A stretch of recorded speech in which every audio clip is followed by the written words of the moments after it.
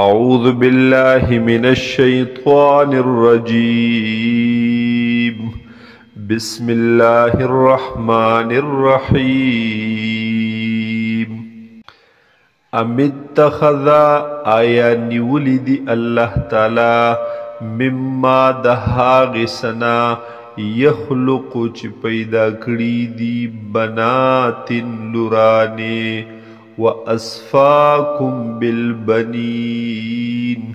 او ورکڑی یی تاسو پزامنو سرا وَإِذَا بُشِّرَ أَحَدُهُمْ او هر کلا چه خبر ورکڑلیشی یو د دویتا بما ضرب للرحمن مثلا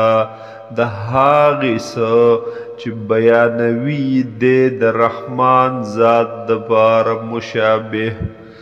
ظل وجهه مسودن نو وگرزی مخدد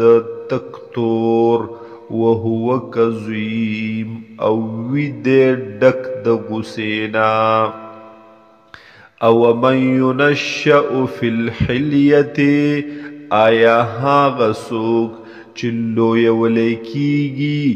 فی الحلیت پکالو کی وهو فی الخصام غیر مبین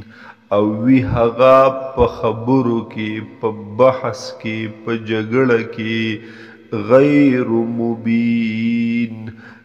نواضح کون کی خپل مقصد لرا یا ن غالب راتلن کی وَجَعَلُوا الْمَلَائِكَةَ الَّذِينَ او گرزولوی دی کافرانو پرشتو لرا الَّذِينَ حاغ پرشتی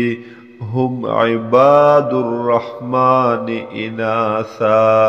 چی دی حقی عبادت کون کی در رحمان ذات اناثا مونس زنانا اشهدو خلقهم آیا حاضرو دوی پیدا وقت دیتا ستکتب شہادتهم خام خالق لیکیگی گواہی دوی ویسألون او دوی نبتپوس کولیکیگی وقالو او یلبدوی لو شاء الرحمنو کچرت خوخشیوی در رحمان ذات ما عبدناهم نمونگ با عبادت نو کڑے دی نور سیزنو دبتانو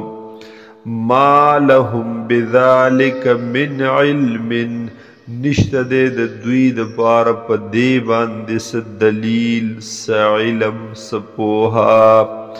انہم الا یخرسون ندی دوی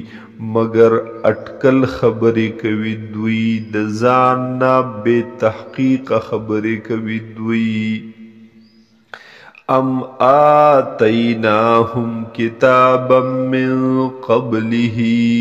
آیا ورکڑے وہ منگ دوی تا کتاب مخی دا دینا فهم به مستمسکون پس دوی پا حقی باندے منگولی کلکی لگون کی دی حقی لرنیون کی دی بل قالو نا بلکہ ویل بدوی انا وجدنا آباءنا علی امت بے شک من مندلی دی پلاران خپل مشران خپل علی امت پیو دین پیو طریقہ وَإِنَّا عَلَىٰ آثَارِهِمْ مُهْتَدُونَ او بیشک من پر نقش قدم ده حغی باندے مهتدون تلن کیو وَكَذَلِكَ مَا أَرْسَلْنَا مِن قَبْلِكَ او هم دغرنگی ندلی گلی من مخکستانا فی قریت من نذیر پیوکلی کے سوک یرون کے الا مگر کلچ مهم لے گلے قال مترفوها نویلیو حغ مالدار خلق دغی کلی اغ عیش پرست خلق دغی کلی انا وجدنا آباءنا على امت بیشک من مندلی دی مشران خپل پیو دین پیو طریقہ وَإِنَّا عَلَىٰ آثَارِهِمْ مُقْتَدُونَ او بیشک من پا نقشد قدم ده هغی مقتدون اقتدا کون کیو پا هغی پس روانیو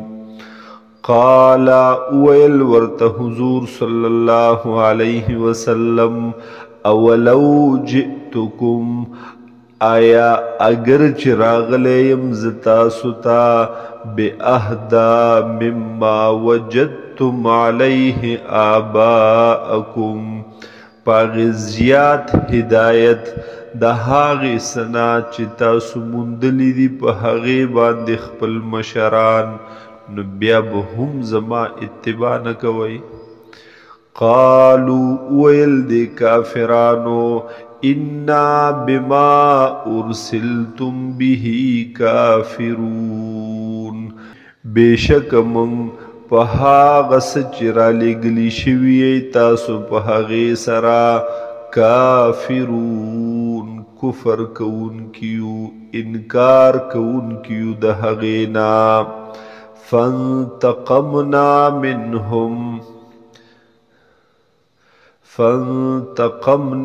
منهم پس انتقام واغستلو منگ د دوینا یعنی سزا ورکڑ منگ دوی لرا فانظر پس اگورت کیف کان عاقبت المکذبین چی سرنگی وہ انجام د تکذیب کون کو د دروغ د نسبت کون کو